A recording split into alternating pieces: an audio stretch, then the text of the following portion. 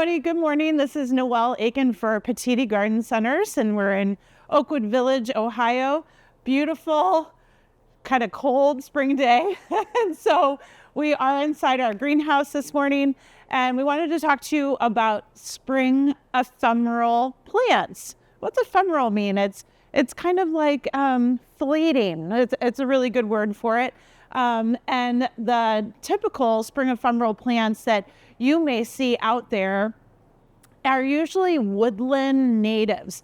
So think of things like spring beauty, these little tiny little pink flowers that pop up in the springtime. Or maybe you're more familiar with something like, I don't know, Jack in the Pulpit maybe. So your typical spring ephemerals are going to be a plant, a woodland plant typically, and they're really cool because they pop up anywhere, let's say, between March and May when they get the opportunity to do so. The environment, the weather is really able to warm up, and again, just enough that these spring ephemerals pop out, they do their show, and then they kind of disappear after that moment. So classic types, like I said, Jack in the Pulpit would be something like that. And you can plant these bulbs, get them started in a pot or soil right now. Go ahead and get them started, and then you can go ahead and plant them out in the garden a little bit later after we get past some of the colder freezing temperatures that we're having currently. Things like trillium. So trillium's really popular. I have a red wake robin trillium, and they call them wake robins because they wake up before the robins typically come, but the robins came early this year, so they're not quite up yet, the wake robin trillium. And then something like Virginia bluebells, that's also a native plant in Ohio, and Virginia bluebells are always just a beautiful nice little spot of spring when you see the Virginia bluebells come up, usually budded pink. And then when they do open and develop and mature, you have these beautiful bluebells. So those are some of your typical spring ephemerals. And of course, you can do some research and Google it, and you'll see a lot of different types of wildflowers. And again, when the air temperature is right, the soil temperature is right, there's enough moisture in the ground, that's when they really start to come up and really show themselves throughout. So take a hike and look for those woodland plants and or plant some in these kind of partial shady areas that you have around the home as well. Now, some other really nice spring bloomers that we have available for early color if you're really needing it. There are lots to choose from, okay? So these aren't necessarily woodland natives like that, but at least we can get some early color in the garden, okay? First, I wanted to show you this plant right here. This is actually called Chinese forget-me-not. And we've heard of forget-me-nots for spring color, no problem. Chinese forget-me-not, or Brunnera, I've heard it pronounced both ways, has this beautiful heart-shaped leaf. It just starts to push out fairly early in the growing season. This is the variegated type, so it has this beautiful creamy edge. And then look at those blue forget-me-not flowers. So that is something that would be a nice little spring touch of color, beautiful texture, especially for the shade garden. They do really well in shadier spots. So those can pop up alongside some of your other bulbs and things. And I should have mentioned with spring ephemerals, it's that timing again where they're getting a lot of sun because the leaves haven't leafed out on the trees as well. So they're getting quite a bit of sun in spring. And then, of course, your broadleaf trees and flowering trees and fruiting trees, they all start to leaf out. And that's when they start to lose that sunlight. And they can tolerate those shadier conditions, but you'll see them kind of, again, sort of die back when they get less and less sun. And that's okay, because over that course of 2 months or so, they are absorbing a lot of energy, putting that into their system, and they do really, really well. Okay, a little bit more. How about Armeria? So we've shown Armeria before. This is also known as sea thrift. It is a really cool plant that I like to put down by like your mailbox or a kind of like a what do you call it? A devil's strip. It's awful, but your like tree lawn area. So if you have an area that you'd like to plant down there closer to the road, that's actually a nice plant to grow because it's very, very salt tolerant, but it also likes drier, well-drained conditions. So we tend to have that closer to the roadside. Behind it is this beautiful bright purple. This is known as rock cress. Amaria and also rock cress are great combos, great pairs you can plant together. Reason being is, again, they both like the same conditions. So they like to be out there in the open, really doing their thing, well-drained soil. They actually like it a little bit more sunny and drier than some of these other plants we're going to show you today. I have the regular forget-me-nots, and honestly, the flowers are so similar to the Chinese forget-me-nots or Brunnera, but beautiful colors with blues, pinks, whites, typically with forget-me-nots. Forget-me-nots, again, can be seeded fairly readily as well. So you'll see seed packets of forget-me-nots and or plants that you could plant at this time of year too, okay? Right here, this bright pink is actually a dianthus. Now, the dianthus family, again, we've talked about this. We've had a spotlight on dianthus, but there's annual types, biennial types, perennial types, okay? This is a perennial type. This one is actually called TU. It is a newer variety for us, but boy, is it a really good bloomer and stays very, very short to the ground. And that's something that I should mention about these spring blooming plants as well, is the shorter they stay to the ground, of course, the more heat they have at ground level, okay? So many of these plants will do very, very nicely, but they might be a little bit shorter out in the landscape. So that's why you could use them for edges or front of the border just to get some of that spring color. Okay, keep that in mind. So TU dianthus, again, more for sunnier spots. They really do prefer that. Once they are bloomed out, they will produce more buds and blooms. But what I like to do, and Angela will often say, if it's about 75% bloomed out, go ahead and give it a little haircut, a little shear across the top. Take those spent flowers off. It'll produce more for you. And these perennial dianthus tend to be really, really good bloomers, repeat throughout the growing season. Right here behind the dianthus is actually something called foamy bells. Foamy bells is actually a cross between a foam flower, which is Tiarella, and a coral bell, which is called heuchera. So when you put them together, it's called heucherella, okay? So that's a fun plant. What's great about it is Tiarella is a great native plant for us in Ohio. Coral bells, there is some native genetics as well. So when you cross them, that's really good, really gives it more hardiness to the plant. This one's called Pink Skyrocket, I think. Whoops, hold on. Pink Revolution. Sorry, got that one mixed up. But really beautiful. And you'll notice that the Tiarella comes out, the foam flower comes out a little bit sooner, more sooner than your coral bells do. So again, you get a little bit of green with a nice dark veining on this Pink Revolution, and this is budded up. It looks absolutely gorgeous. It's going to be gorgeous here. Just, I would say in about a week or two, it'll really start to open up for us. Behind here, and of course we have a mass of them, these are all hellebores, okay? There are so many different varieties. I definitely wanted to show the color range. You have the very dark burgundies all the way to very, very light bicolors, some pure whites out there. I have to tell you that the breeding in Lenten roses or hellebores have been just phenomenal the last few years.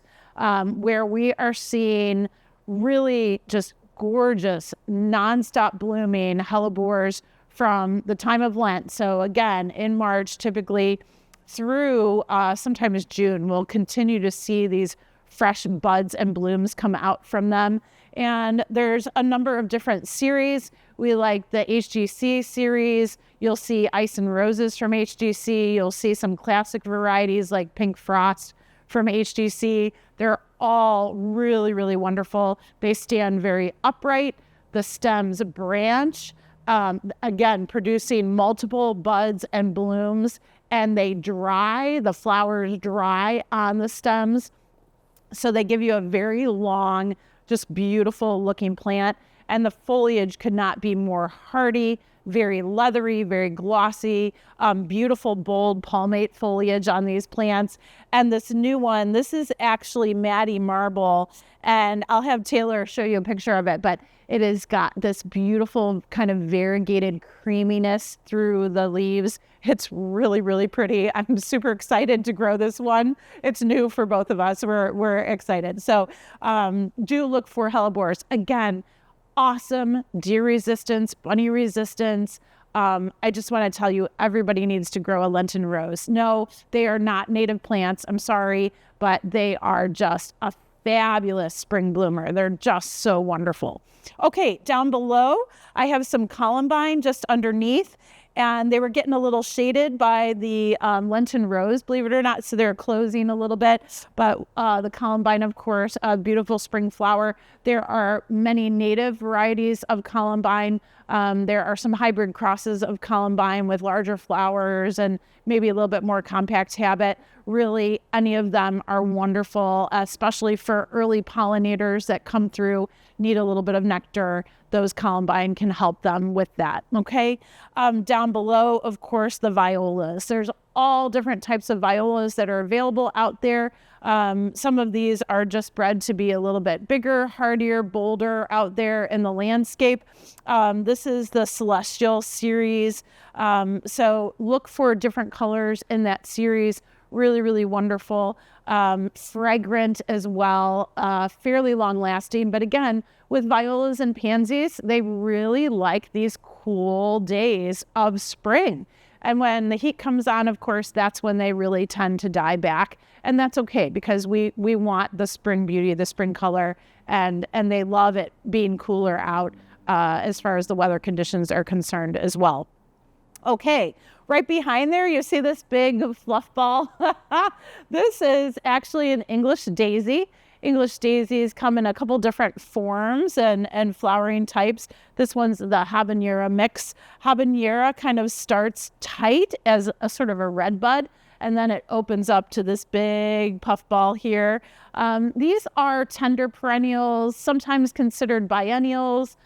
Sometimes we just throw them in as an annual. Really pretty spring color, beautiful in combinations, really pretty out in sunny spots. And then you can continue to cut, and you can use them as a flower, in a vase, small vase.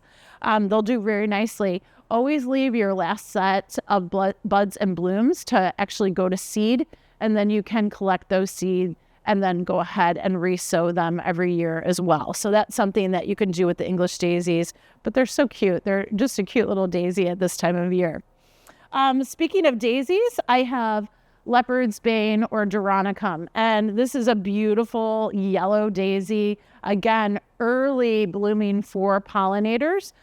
You'll see this out and about in gardens. Doronicum can really tolerate some full sun, part shade, even to shadier spots. I will say that if it's in full sun conditions, you will want to keep the area moist around it, because they do not like to dry up. They will stop blooming if they get too dry, but they do really, really nicely. Again, if you want some really bright, beautiful, cheerful yellow color in spring and love daisies as well, this is a good plant for you, okay?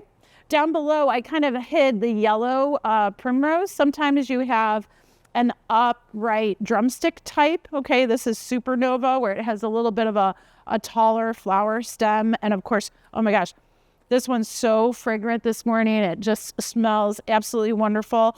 Again, with primrose out in the garden, they like kind of partial shady areas. They do like some moisture, but gorgeous planted around with, let's say, the Chinese forget-me-not or Brunera. Intermingle those two together along with your spring blooming bulbs. Awesome. They look wonderful. And of course, you have the shorter types as well that are a little bit more compact. Beautiful colors, a rainbow of colors with your primrose. So it's always really nice for spring. And again, cooler temperatures, they really can tolerate those cooler days. Here, this is actually what we call a perennial bachelor's button. It's also known as centaurea. Centaurea is, there's a couple different colors. I've seen it in white and blue. And of course, this beautiful amethyst dreams, really, really gorgeous. What I love about this plant is it does come up. There are some native naturalized bachelor buttons out there. And this one will come up really, really fuzzy foliage. The flowers will form and they smell like peaches. I think we've talked about this before, but this is just such a fun plant to have in the garden. Again, it's mostly spring blooming. You really won't see much of it after it gets very warm out there, but just beautiful. And oh, that fragrance is just awesome. It really is. It's a great plant to grow. Down over here, I've pulled out just a blue hyacinth here. So the spring blooming bulbs, we typically will plant them in the fall and then they'll force in the spring. But again, we have forced some of your more, I would say, classic bulbs for you. If you miss planting in the fall, of course you can plant them now in the springtime. You can enjoy these indoors if you'd like to. You can put them in container gardens in the spring, no problem. You can take them and plant them outside in the garden. Again, as long as you have your soil prepared and it's draining out for you, these bulbs will do very, very well. So a blue hyacinth here, some daffodils are also just coming up and really starting to fill out and get budded. This plant back here is actually a mossy saxifrage.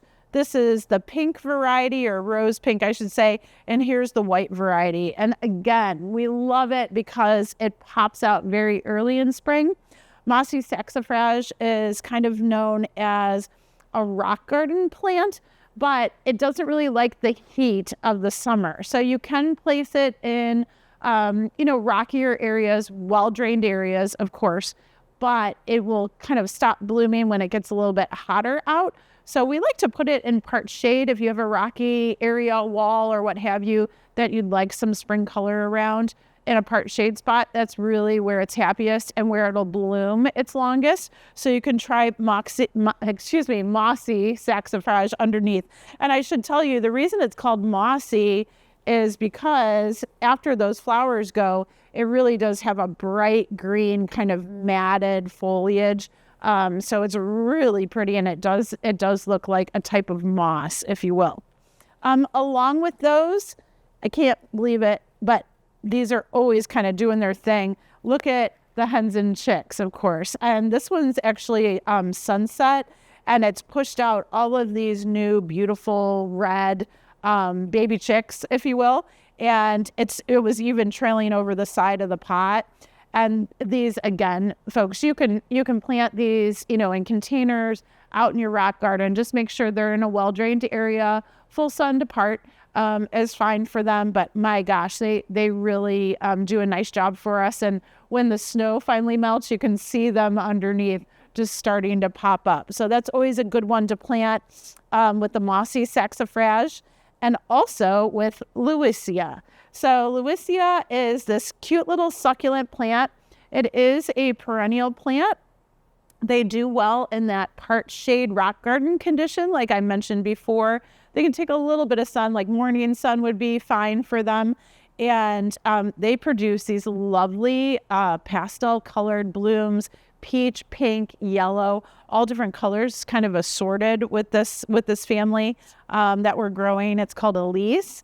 And look at that. They're just really, really adorable. So if you're looking and you have that well-drained sort of rocky area where you'd like some beautiful spring color, mossy saxifrage, hens and chicks, Lewisia, that's always really, really nice to have in those areas. Okay, as far as spring ephemerals go, a lot to look for. Again, you can start some of your native or woodland bulbs out there right now in pots, containers. Get those plants started, give them an early start. You can kind of leave them in the garage right now, cold garage, and then they'll fill out. You can go ahead and enjoy them in those containers or take them out once we get a little bit warmer outside. And I'd say probably beginning of May is when you look for a time to really install them into the garden. And then, of course, any of these other spring blooming plants, obviously, you can really start looking for a spot to prep out in the landscape, get yourself some spring color, and enjoy.